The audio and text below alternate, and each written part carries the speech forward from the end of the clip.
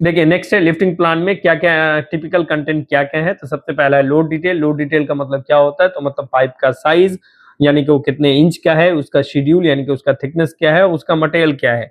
अब उसके बाद हमारा उसका लेंथ क्या है, तो मतलब साइज चाहिए, थिकनेस चाहिए और लेंथ चाहिए। तो हम लोग टोटल वेट आइडेंटिफिकेशन करते हैं। टोटल वेट के साथ साथ अगर उसमें कोई फिटिंग्स लगा है, फ्लांज हो गया या फिर वॉल लगा है या कोई इंसुलेशन हुआ है, अगर कुछ भी एक्स्ट्रा चीजें लगी हैं तो आपको अप्रोक्सीमेट कम से कम वेट आपको आइडेंटिफाई कर लेना है कि इसका वेट हमारा इतना है। जैसे एक बॉल वॉल्व है या एक बटरफ्लाई वॉल्व है तो उसका कितना वेट होगा, या एक 10 इंच का 18 इंच का फ्लांज है तो उसका कितना वेट होगा। नहीं तो आपके पास चार्ट होगा तो वहां से आप देख सकते हो। चार्ट में जाएंगे 18 इंच के फ्लांज में देखेंगे आपको कितना पता चल जाएगा। वो आपको अगर ढूंढना चाहे तो गूगल से सब कुछ मिल जाता है। उसके बाद है spool number and equipment tag number. ये चीजें आपको आइडेंटिफाई करना है। हमको लोड का डिटेल पूरी तरह से उस इक्विपमेंट का, उस पाइप का लोड कितना है वो इंफॉर्मेशन हमको निकालना है। सेकेंड है हमारा क्रेन डिटेल। क्रेन डिटेल का मतलब कि क्रेन कौन सा है, क्रेन का टाइप क्या है, क्रेन कितने टन का है, क्रेन हमारा टायर माउंटेड है कि क्राउलर क्रेन है, उसमें कौन सा है, मेन बूम में है कि लफिंग वाले बूम में है। मेन बूम में नॉर्मली हम लोग इरेक्शन करते हैं, लफिंग वाले बूम में है। बूम का लेंथ क्या है उस क्रेन का, या वर्किंग रेडियस क्या है जहां पे हमारा क्रेन प्लेस हुआ है और जहां हमको स्पूल इरेक्शन करना है वहां से क्रेन के सेंटर तक का रेडियस क्या है, क्रेन का रेडियस, बूम लेंथ, ये दो चीजें हैं। और ये चीजें देखनी है कि क्रेन जो है वो हमारा मेन बूम में है, उसका काउंटर वेट कितना है। ये चीजें आपको ध्यान रखनी है। बूम लेंथ हो गया, वॉकिंग रेडियस जिस पे हम वॉक करने वाले हैं वो हमारा वॉकिंग रेडियस कितना है। दूसरा load chart and reference confirmation with safety with safe lifting capacity. Load chart के बारे में हम आपको दिखाएंगे लास्ट में। लोड चार्ट क्या होता है प्लस सेफ लिफ्टिंग कैपेसिटी कितनी है, लोड चार्ट में दिया रहता है स्वेप लिफ्टिंग कैपेसिटी कितनी है। ओके, नाउ हम लोग बात करते हैं लिफ्टिंग टूल्स एंड रिगिंग के बारे में। जो आपको तीसरी सबसे ज्यादा इंफॉर्मेशन वाली चीज है वो है लिफ्टिंग ट्यूब। मतलब लिफ्टिंग टूल्स का मतलब हो गया wire rope ceiling safe working load clearly mention. मतलब वायर रोप या सीलिंग आपको आइडेंटिफाई करना है, प्लस उसमें सेफ वर्किंग लोड कितना है। मतलब अगर 100 टन का वायर रोप है तो हम लोग 100 टन नहीं उठाते हैं, उसका SW है safe working load clearly mention, उस पर लिखा होना चाहिए कि कितना इसका सेफ वर्किंग लोड है।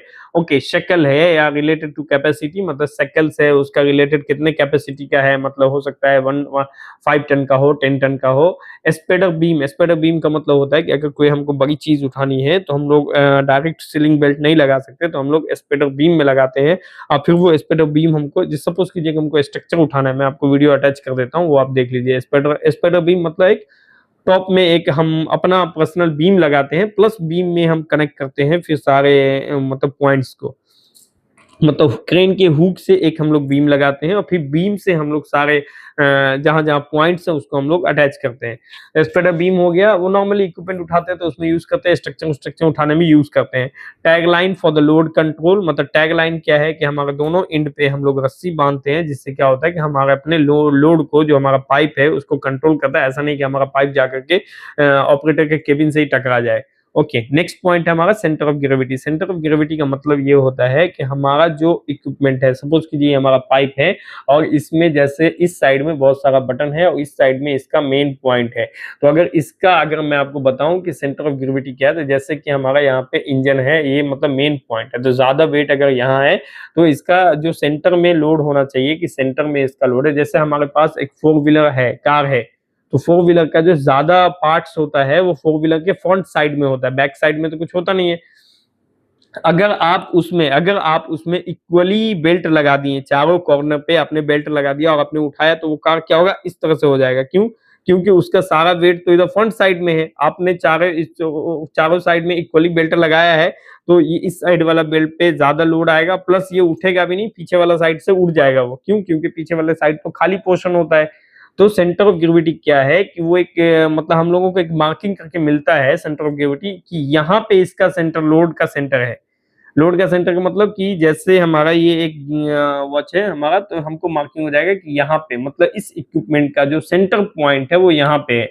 तो यहाँ पे होगा तो हम लोग आइडेंटिटी सीजी के हिसाब से ही, सीओजी के हिसाब से ही हम लोग उसमें बेल्ट इंस्टॉल करते हैं। सपोज कीजिए कि एक पाइप है, अब इस साइड में हमारा वॉल्व है, 2-3 वॉल्व है हमारा इस साइड में। अब जो हम इक्वली बेल्ट लगाएंगे, एक बेल्ट इस साइड में, एक तो पाइप तो ऐसे हो जाएगा ना, क्योंकि इधर में लोड ज्यादा है। तो उस लोड को डिस्ट्रीब्यूट करने के लिए उसमें सेंटर ऑफ पॉइंट मार्किंग होता है कि ये इसका सेंटर ऑफ मास है, मतलब यहाँ पे सेंटर है। सीओजी बहुत इंपॉर्टेंट है। अगर कोई इक्विपमेंट इंस्टॉल करना है या इक्विपमेंट लिफ्टिंग करना, तो सबसे पहली चीज जो हम लोग देखते हैं वो सेंटर ऑफ ग्रेविटी देखते हैं। सीओजी पॉइंट कहाँ है उसका, सीजी पॉइंट हम लोग बोलते हैं। सीओजी हमारा क्या हेल्प करता है, क्लियरली आइडेंटिफाइड एंड मार्क, हमारा वहां पे मार्किंग रहता है, क्लियरली आइडेंटिफाइड रहता है। इंश्योर नहीं है तो आपको करना है इंश्योर द बैलेंस लिफ्टिंग, ये बैलेंस लिफ्टिंग को सीओजी की वजह से ही बैलेंस लिफ्टिंग होता है। और प्रिवेंट द टिल्टिंग, मतलब आपको जब पता होगा कि हमारा सीजी कहाँ है, सीओजी कहाँ है, सेंटर ऑफ ग्रेविटी कहाँ है, तो आपका टिल्ट नहीं होगा। टिल्ट नहीं होने का मतलब जैसे आप कार को उठाएंगे तो पीछे साइड का उठ जाएगा, लेकिन आगे साइड का नहीं उठेगा। क्यों? क्योंकि वहां पे लोड ज्यादा है, इंजन का पोर्शन आगे में। उसी तरह स्पूल में भी है कि कोई स्पूल है उसमें एक साइड आपने वॉल लगा दिया, एक साइड नहीं लगाया, तो इधर का लोड ज्यादा है ना, इसकी वजह से उस टिल्ट नहीं हो, स्लिपिंग नहीं हो, सडन रोटेशन नहीं हो। अब अभी लोड का वेरिएशन रहेगा तो वो रोटेट भी कर सकता है इधर उधर, तो ड्यूरिंग द लिफ्टिंग में रोटेशन नहीं हो। Okay, COG is a critical for long piping spool, मतलब एक लंबे पाइपिंग स्पूल के लिए या लंबा इक्विपमेंट के लिए या हीट एक्सचेंजर के लिए, किसी भी चीज के लिए long piping spool and valve assembly. Valve assembly का मतलब एक पाइप है, उसके साथ वन साइड पे आपने वॉल लगा दिया है, तो उसका सीओजी जो है वो चेंज हो गया। क्यों? क्योंकि इधर में लोड ज्यादा हो गया, उधर में लोड कम है दूसरे एंड पे। तो हम लोग इसको वॉल्व असेंबली हम लोग इसको आइडेंटिफाई करते हैं कहाँ सीओजी है, उसके अकॉर्डिंग हम लोग लगाते हैं। लिफ्टिंग स्केच का मतलब क्या हो गया, pickup point location and slinging arrangement and slinging angle to avoid the overloading. मतलब पिकअप पॉइंट लोकेशन कहाँ है, सीलिंग का अरेंजमेंट कैसा है, सीलिंग एंगल्स मतलब उसमें कितने का एंगल बन रहा है, क्रेन पोजीशन और रिलेटिव लोड्स। तो ये मैं आपको दिखाता हूँ। जैसे यहाँ हो गया, ये हमारा यहाँ से यहाँ तक का 22 मीटर पे हमारा ये लिफ्टिंग है। 22 मीटर पे यहाँ पे हमारा जो बूम का लेंथ है वो 43.5 मीटर है। यहाँ पे ये एंगल दिखा रहा है कितने का एंगल है, तो ये ट्रायंगल है, मतलब ये 60 डिग्री में हमको उठाया है। यहाँ पे ये जो पाइप है, मतलब इस साइड में ये पाइप दोनों इक्वली है, मतलब इसका जो सेंटर पॉइंट है वो बीच में है यहाँ पे, इसकी वजह से बेल्ट ऐसा लगा है। अभी यहाँ पे अगर आपका हमारा एक वॉल्व लग जाता है तो फिर इधर का वेट ज्यादा हो जाएगा और इधर का वेट कम होगा, तो इस सीलिंग का जो सेंटर पॉइंट है ये इधर से इधर की तरफ शिफ्ट हो जाएगा। क्यों? क्योंकि इधर में जब हम वॉल लगा देंगे तो इसका वेट इधर की साइड में ज्यादा बढ़ जाएगा। अभी जो है इक्वली है दोनों साइड, तो सेंटर पॉइंट बीच में है, लेकिन जैसे इधर का वेट बढ़ाएंगे सेंटर पॉइंट भी इधर की तरफ शिफ्ट होता जाएगा। में सेंटर पॉइंट मार्किंग होकर क्या आता है, क्योंकि उसमें आप आइडेंटिफिकेशन नहीं कर सकते ना, पाइपिंग में आपको आइडिया लगाना पड़ेगा। ओके, तो फिलहाल मैं आपको ये चीजें बताने वाला था। तो मैंने ये बताया कहने का मतलब इसमें पिकअप लोकेशन मतलब कहाँ से पिकअप करना है और कहाँ ड्रॉप करना है, सीलिंग अरेंजमेंट कैसा होगा, सीलिंग एंगल कैसा होगा, और क्रेन की पोजीशन के बारे में इसमें बताया, रिलेटिव लोड के बारे में इसमें बताया जाता है लिफ्टिंग स्केच में। रोल एंड रिस्पॉन्सिबिलिटी की अगर बात करेंगे तो क्रेन ऑपरेटर यानी कि execute lift as per signal. Crane operator क्या करता है कि वो लोड को एग्जीक्यूट करता है, जो सिग्नल मैन फोरमैन होता है वो सिग्नल देगा, वो तो लोड को एग्जीक्यूट करेगा। रिगर क्या होता है, रिगर जो है वो सीलिंग को फिक्स करता है, प्लस रिगिंग टूल्स को फिक्स करता है, और वो सारा अरेंजमेंट करके टाइन पोजीशन पे वो रहता है, और उसमें टाइन पोजीशन पे रोप को होल्ड करके रखता है। सिग्नल मैन क्या है, communicate with lifting signal. Signal man हमेशा सिग्नल देता है क्रेन ऑपरेटर को। लिफ्टिंग सुपरवाइजर क्या करता है, overall control plus authorisation to lift. मतलब लिफ्टिंग सुपरवाइजर जो है वो ओवरऑल चीजों को कंट्रोल करता है, और ये ऑथराइजेशन ऑफ द लिफ्टिंग है, लिफ्ट करने के लिए ऑथराइज होता है। रिस्क असेसमेंट क्या होता है, विंड स्पीड लिमिटेशन। मतलब रिस्क असेसमेंट का मतलब है कि हम विंड स्पीड चेक करेंगे, अंडरग्राउंड में कौन सी सर्विस है, क्या है नहीं है, नियर बाई कोई केबल्स तो नहीं, इलेक्ट्रिकल लाइंस तो नहीं, ऑपरेटिंग पाइपलाइंस तो नहीं है, एक्सेस रिस्ट्रिक्शन और एक्सक्लूजन जोन। मतलब ये सब चीजों को हम लोग देखते हैं, रिस्क असेसमेंट में ये सब चीजों की बात करते हैं। 31.3 में इंड्यूस्ड एक्सेसिव स्ट्रेस को रिमूव करने की बात करता है। काउज वेल्ड मिसअलाइनमेंट, मतलब एक्सेसिव स्ट्रेस की वजह से मतलब मिसअलाइनमेंट हो सकता है, लोड परमानेंट डिफॉर्मेशन हो सकता है। अगर कहीं पे आपने लोड वोड लगा दिया, एक साइड में वॉल्व है 2-3, एक साइड में उठा दिया, तो वो पाइप भी डिफॉर्मेशन हो सकता है। Therefore control lifting is essential. कहने का मतलब ए से बी 31.3 की वजह से और पाइपिंग एग्जीक्यूशन को वो इंफॉर्मेशन देता है कि आप मतलब किसी भी कंडीशन में ऐसा excessive load stress, excessive excessive stress हो गया, वेल्ड मिसअलाइनमेंट वाला प्रॉब्लम या फिर लोड परमानेंट डिफॉर्मेशन वाला प्रॉब्लम नहीं होना चाहिए। कंट्रोल लिफ्टिंग इज एसेंशियल, मतलब कंट्रोल लिफ्टिंग बहुत एसेंशियल है to maintain the our ASME 31.3 and the piping integrity को मजबूत, पाइपिंग इंटीग्रिटी को भी वो डैमेज करता है अगर आप उसको मतलब एसेंशियल लिफ्टिंग मेंटेन नहीं करते हो तो। कहने का मतलब है कि आपको कंट्रोल वे में लिफ्टिंग करना है। इंटरव्यू के लिए अगर कुछ है, ए lifting plan ensure the safe handling and installation of piping and equipment in the complies with the project HSC requirement, project की जो HSC and approved method statement ASME 31.3 for the piping integrity principle। मतलब कहने का मतलब है कि अगर कोई आपसे पूछता है कि लिफ्टिंग क्या होता है, तो ये लिफ्टिंग प्लान एक ऐसा प्लान है जिससे हम लोग इंश्योर करते हैं कि जो है लिफ्टिंग हो रहा है वो सेफ हैंडलिंग है, लिफ्टिंग है, इंस्टॉलेशन है।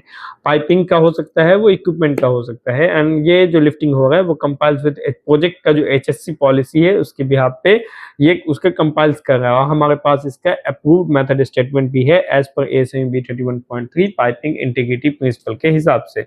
अगर मैं आपको बताऊं, दिखाने की कोशिश करूं, सपोज कीजिए ये एक क्रेन है और ये क्रेन का जो बूम लेंथ है वो है 43.5 मीटर और ये क्रेन के सेंटर से हमारा जो एक स्पूल लिफ्ट करना है वहां के सेंटर का डिस्टेंस है हमारा 22 मीटर। तो अभी अब मान लिया बात करेंगे तो हम लोग इस टाइप से ये सेलिंग अरेंजमेंट करेंगे। बोश साइकिल है, यहाँ पे हम लोग साइकिल लगाएंगे, प्लस इसमें अगर हमको ये उठाना है, ब्लाइंड उठाना है, तो इस टाइप से देखिए वेब सीलिंग है और बोश साइकिल लगा करके ही हमको फ्लांज को लिफ्ट करना। डायरेक्ट नट बोल्ट में उसके होल में हम लोग सीलिंग उलिंग घुसा करके नहीं करेंगे, वो मतलब जाहिलों वाला काम नहीं करेंगे। ओके, मैं आपको बताऊं, जैसे अभी हमको इस टाइप का डिटेल मिलता है, तो सपोज यहाँ मैं आपको डिटेल दिखाता हूँ कि एग्जैक्टली लिफ्टिंग प्लान में क्या क्या होता है, वो मैं आपको दिखाता हूँ। डिटेल ऑफ क्रेन प्रोवाइडर, ये किसने आपको क्रेन प्रोवाइड किया है, एड्रेस है उसका, नेम है उसका, टेलीफोन नंबर है, लोड नेट वेट कितना है, लोड का 3.5 टन, वो आपको कैलकुलेट करना है हमारे पाइप का वेट कितना है 3.5 टन। उसमें ग्रॉस वेट मतलब टोटल वेट कितना हो गया, तो उसमें हम लोग 1.1 टाइम से हम लोग उसको मल्टीप्लाई करेंगे, क्योंकि हमारा ग्रॉस वेट निकालने के लिए 1.1 टाइम से मल्टीप्लाई करते हैं। ओके, डायमेंशन क्या था, 18 इंच का पाइप था, 20 मीटर का पाइप था, उसको हम लोग लेंथ से मल्टीप्लाई किए हैं, तो हमारा ये वेट हमारा निकल करके आया है। Okay, location of COG below the lifting point, location of COG के बारे में बताया कि ये वाला जो लिफ्टिंग पॉइंट के जस्ट बिलो में है, सेंटर में, क्योंकि वो स्ट्रेट लाइन थे।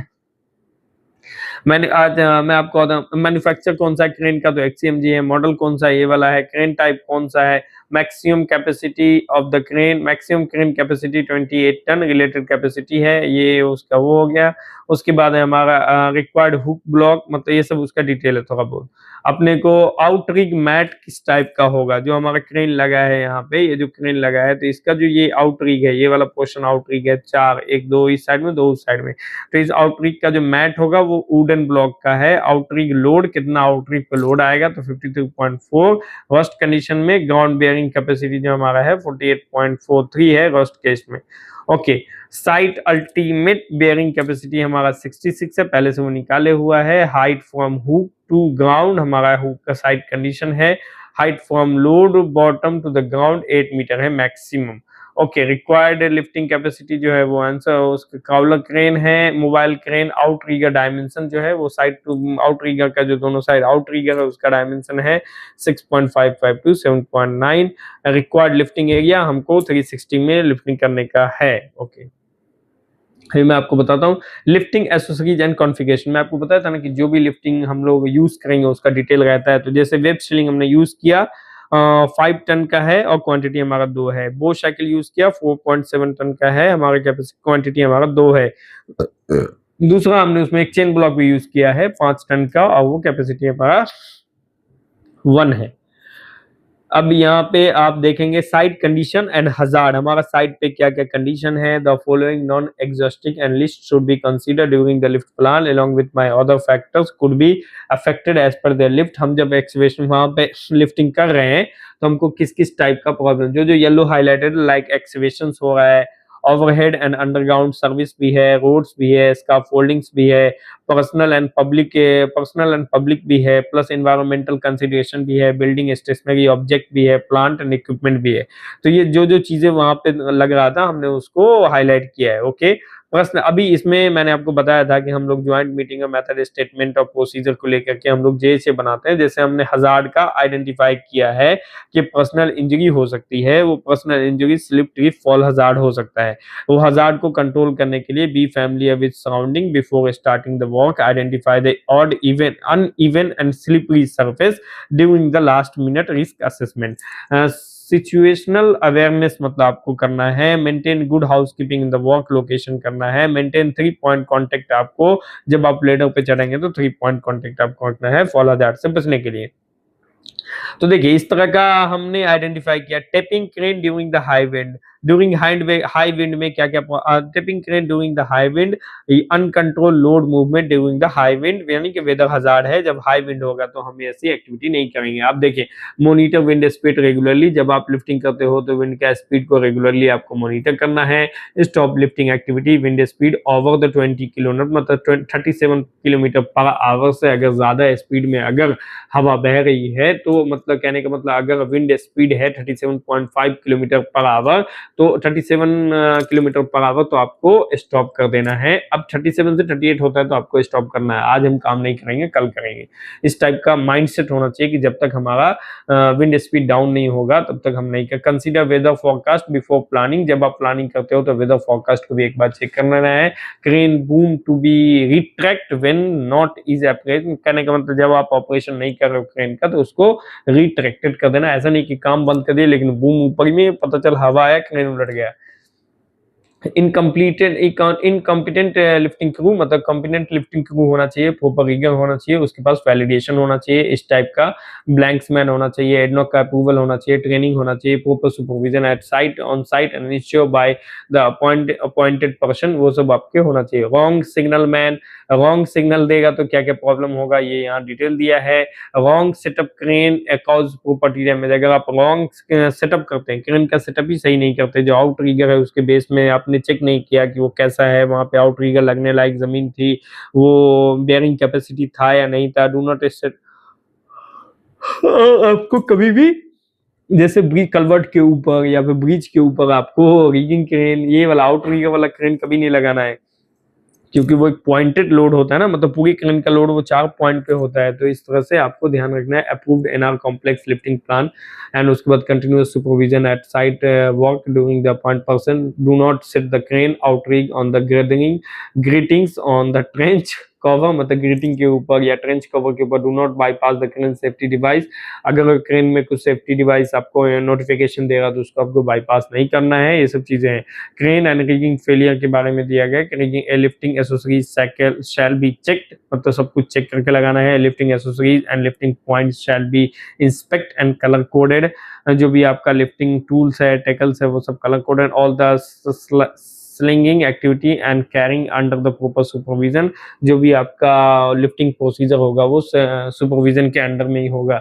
तो कहने ड्रॉप ऑब्जेक्ट का मतलब है do not stand under the suspension load, जब आप लिफ्टिंग कर रहे हो तो उसके अंडर में कोई खड़ा नहीं होगा। Use tagline to control the load को कंट्रोल करने के लिए, पाइप को कंट्रोल करने के लिए टैगलाइन यूज करेंगे, मतलब रोप लगा के रखेंगे। Ensure there is no loose item unlifted load, मतलब जो लिफ्टिंग कर रहे हैं हम लोग पाइप, उसके अंदर कोई लूज आइटम नहीं होना चाहिए वरना वो उसके आपके ऊपर गिर जाएगा। Safety helmet must be use, all the person must be use safety. तो इस तरीके से क्या होता है ना, हम आइडेंटिफाई करते हैं कि हमारा हजार्ड कौन कौन सा है और उसका हमको प्रिकॉशन, ये हम लोग लिफ्टिंग प्लान में अटैच करते हैं तो आपको पता चल जाएगा कि यहाँ पे क्या क्या प्रॉब्लम्स है, उसके लिए हमको क्या क्या प्रिकॉशन लेना है। प्रेजेंस ऑन टॉक्सिक अगर कुछ है तो हमको इस टाइप का, all crew member wear the personal gas detector always, अगर यहाँ पे कुछ टॉक्सिक एंड फ्लेमेबल गैस है तो आपको उस टाइप का जो प्रोटेक्टिव, एक पर्सनल प्रोटेक्टिव डिटेक्टर होता है ना, पर्सनल गैस डिटेक्टर होता है, ये इस टाइप का डिटेक्टर आता है, उसको हम लोग को लगा के रखना होता है। जैसे इस टाइप से हम लोग उसको लगा लेंगे तो क्या होगा कि हमारा जहाँ पे भी दिखेगा कि कोई हमारा कोई भी फ्लेमेबल गैस है या फिर H2S है तो वो हमको डिटेक्ट करके इसमें साइलेंट बजने लगता है, ऑटोमेटिकली साइलेंट बजना चालू हो जाता है। तो आपको समझ जाना है कि हमारा निकल लेना है, कैसे भी करके आपको इन्फॉर्मेशन देनी है और वहां से निकल लेना है। ओके, तो लाइन ऑफ फायर क्या होता है कि lifting area is fully barricaded, मतलब लाइन ऑफ फायर का मतलब lifting area fully barricaded and prevent only the unauthorized, barricaded to prevent मतलब आपको कोई भी अनऑथोराइज्ड आदमी वहां नहीं जाना चाहिए। Nobody allowed to stay in the line of fire, मतलब लाइन ऑफ फायर में कोई आदमी अलाउ नहीं है। Use tagline to control the load, tagline आपको यूज करना है। Do not walk under the suspension, load के अंदर नीचे आपको जाना वाना नहीं है।